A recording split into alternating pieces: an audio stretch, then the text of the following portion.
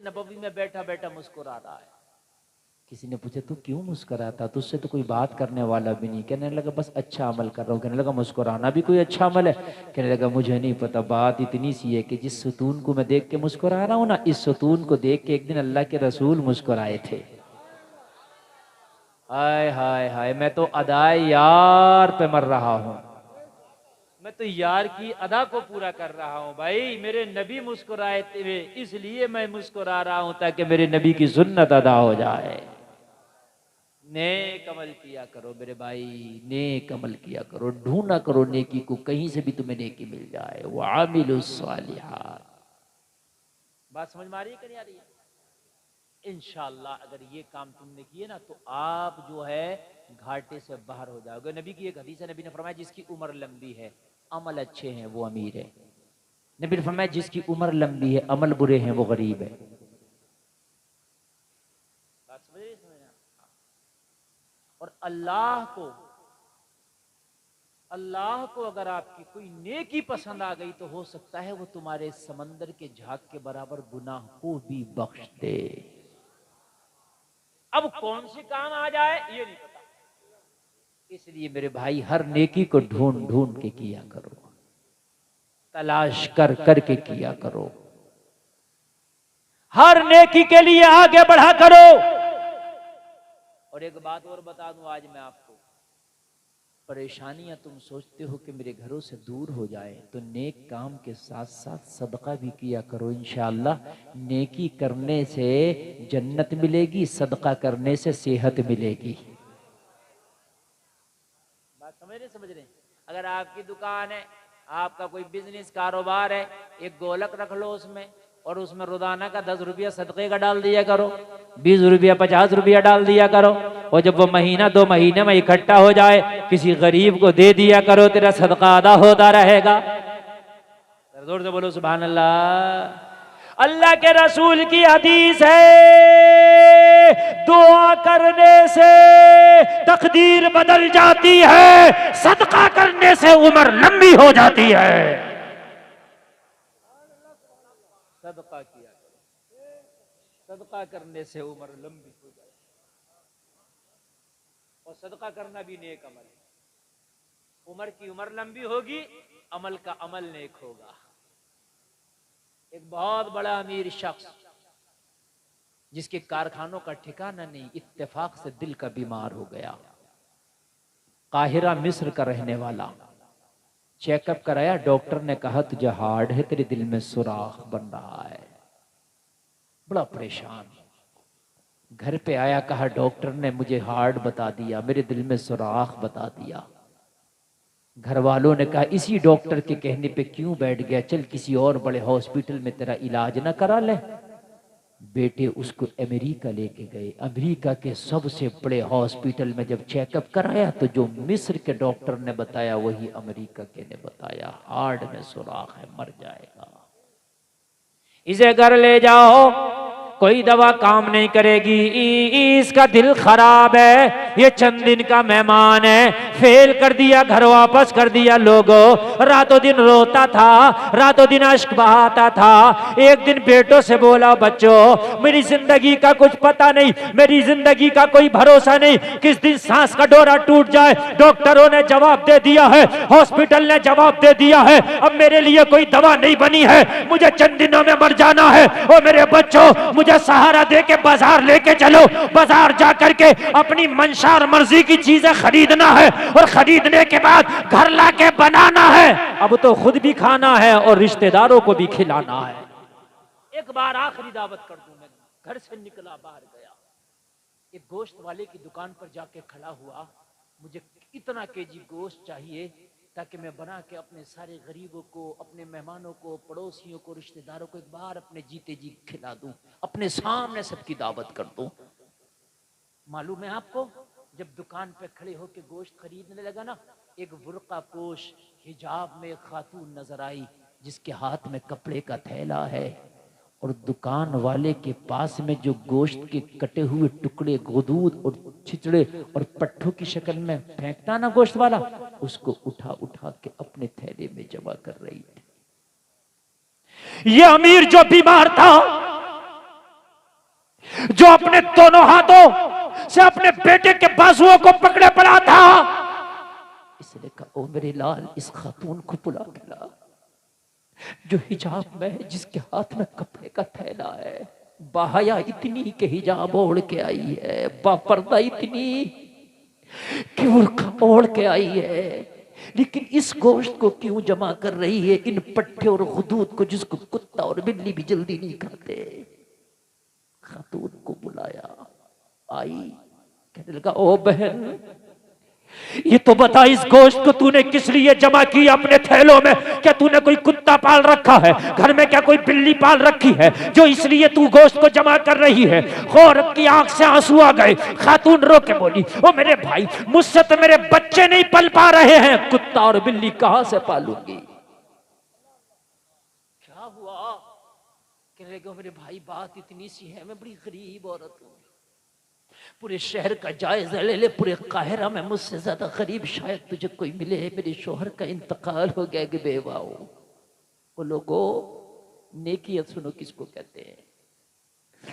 तुम सोचते हो शायद मैंने खाली नमाज पढ़ ली, ये तो फर्ज है यार तेरे ऊपर, ये तो कर्जा है यार, ये तो तुझे करना ही है, ना करेगा इसका हिसाब होना है। लेकिन नेकियां कुछ और भी बहुत है जिन्हें हम नजरअंदाज करते हैं। कहने लगी, बात इतनी सी है, शोहर का साया मेरे सर से उठा।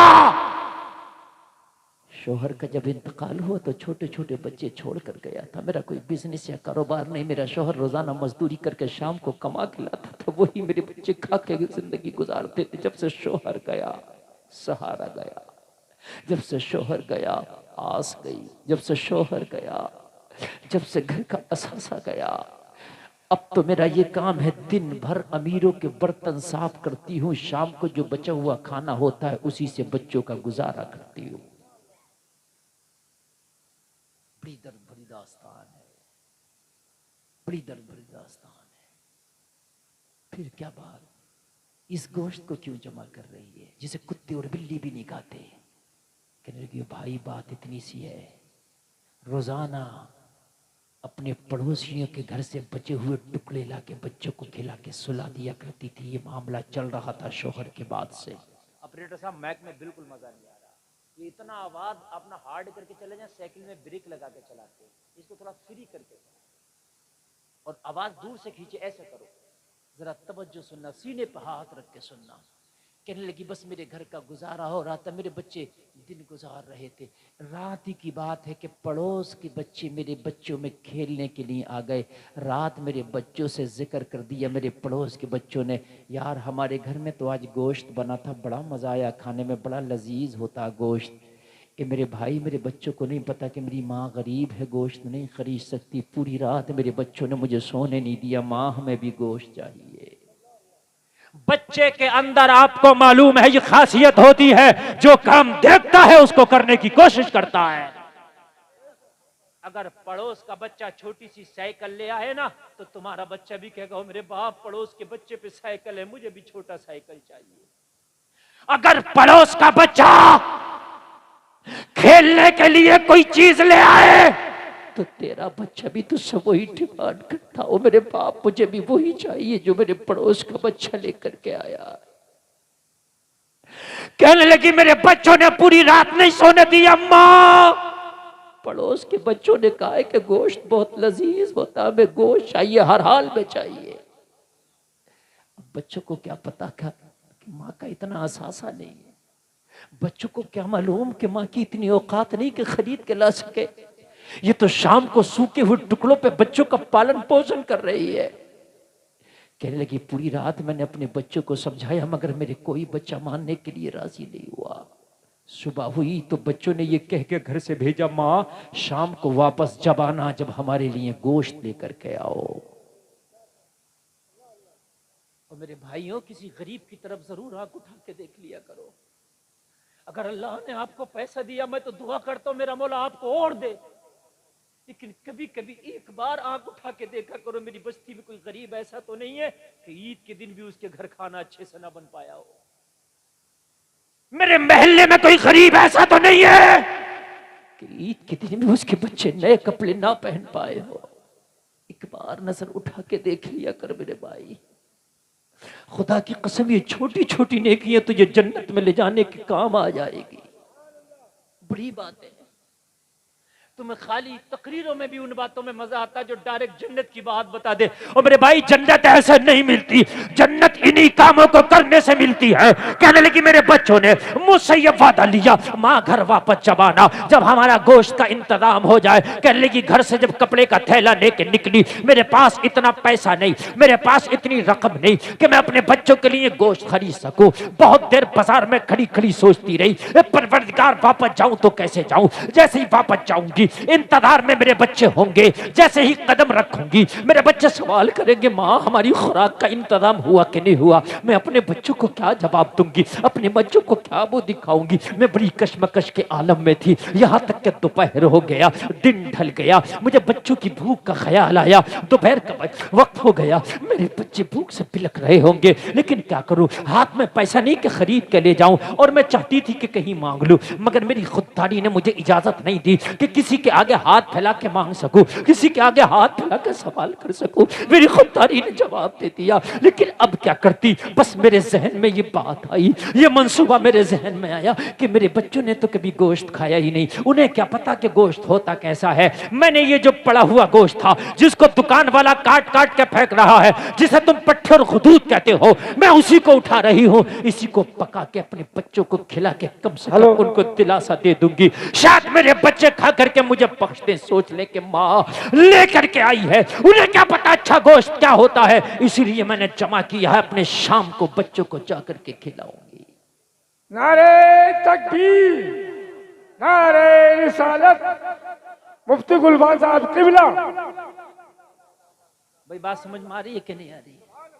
मेरे बच्चों ने अच्छा खाया ही नहीं तो उन्हें क्या पता अच्छा क्या होता है। ए मेरे भाइयों, जब आपने कोई चीज अच्छी खाई नहीं तो आपको क्या पता उसका बुरा क्या है और उसका अच्छा क्या है। मैंने इसलिए इनको जमा करके लेके जा रहा हूं, इसका पैसा नहीं देना पड़ता, ये फ्री का है। अपने बच्चों को यही पका के खिला दूंगी। यार ये अमीर जिसे डॉक्टरों ने जवाब दे दिया था, ये अमीर जिसकी जिंदगी का सूरज गुरूब होने वाला था, ये अमीर जिसे जिंदगी से मायूसी हो चली थी, कहने लगा मेरी बहन ये मेरा पैसा, ये नकदी, ये शोहरत, ये कारखाने, ये फैक्ट्रियां मेरी भी किस काम की। तू इस थैले के गोश्त को फेंक और अच्छा फ्रेश गोश्त ले ले, जितनी जरूरत हो ले ले, पैसा मैं दूंगा।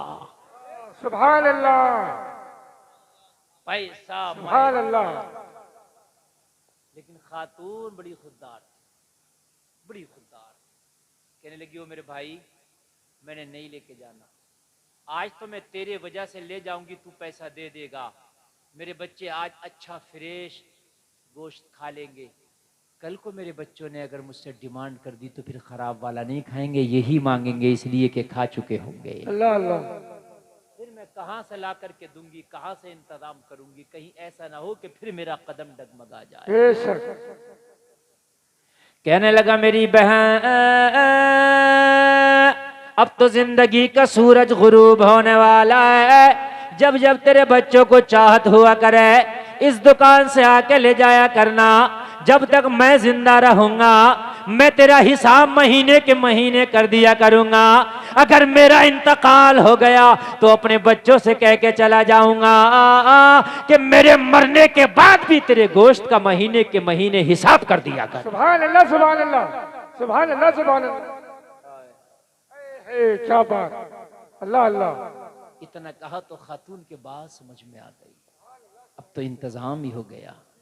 जरूरत के मुताबिक कह लिया थैले भरा चली गई, जाकर के बनाया, दस्तरखान पे लगा के जब बच्चों को खिलाया, जिन बच्चों ने बचे हुए टुकड़े खाए हो, जिन बच्चों ने सूखे टुकड़े खाए हो, जिन बच्चों ने बर्तनों के बचे हुए खानों पर अपनी जिंदगी गुजारी हो, आज इन्हें एक नंबर का गोश्त वो भी पेट भर के मिला हो तो आज इनकी खुशी का आलम क्या होगा। सुभान अल्लाह।